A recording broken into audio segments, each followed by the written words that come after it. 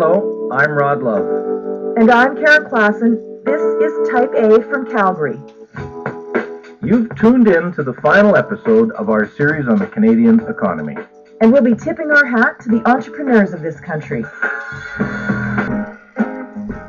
First Calgary Petroleum was a small startup company with no real assets when Richard Anderson signed on to be the president and CEO.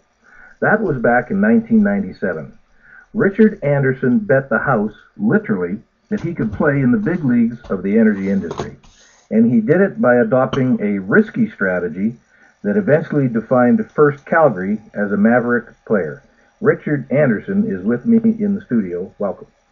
Thanks, Rod. Thanks for inviting me on your program. So take us back to the late 1990s when you started First Calgary. Tell us about the state of play in the industry at that time. You know, there was a very dynamic domestic oil patch going on at that time. And the way I would describe it is there was some very talented geoscientists. We were all chasing the same barrel of oil. It was really difficult to grow an oil and gas company. So to create an interesting company, you've got to do something interesting. So we stood back and we took a different strategy. And my strategy was to go international. And that was very unusual at that time because there was very few small or junior companies doing so.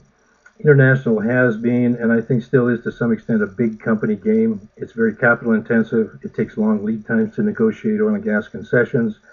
This results in having to raise large amounts of money and having to convince shareholders to be patient, which is not always easy. Well, I was going to ask, under your leadership, First Calgary decided to forego Canadian energy plays, and I'm wondering how hard was it to make that pitch to investors that, in fact, it was not going to be in their backyard? It was difficult. The bankers were busy with the domestic companies. They didn't have analysts to follow international. So we went to London, and it worked out very well. The attitude there was 180 degrees different. Everything they do is international, and it wasn't what are you doing in those countries. It was how'd you get in those countries. So our timing was good in that respect, in that we were one of the first, I would say, junior oil and gas companies to surface in London, and things went very well. And that was a conscious strategy.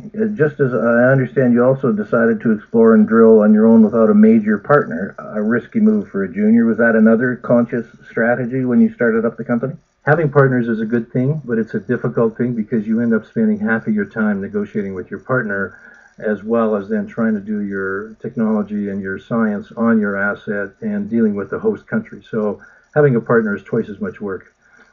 When did you finally say to yourself, hey, I think this thing's going to work?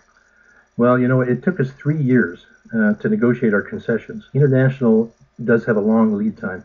It took us a year to qualify to do business in Algeria, and it took us 2 years to negotiate these contracts. That was the difficult period of time.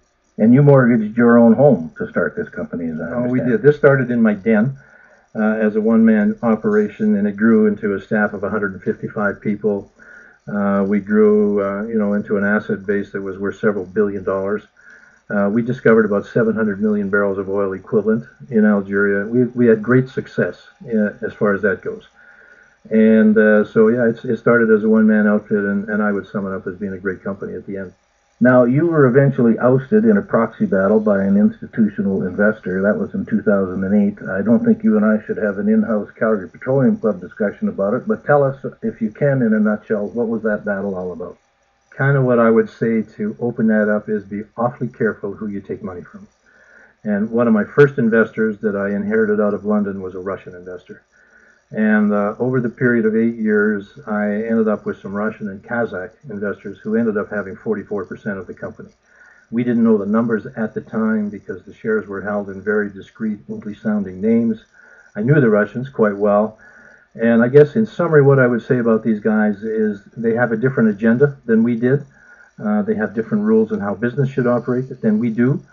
And they became very difficult near the end of the game, to the point where I wouldn't cooperate, they wouldn't support, and ultimately they initiated a proxy contest, which when we realized the numbers they had, I couldn't win it.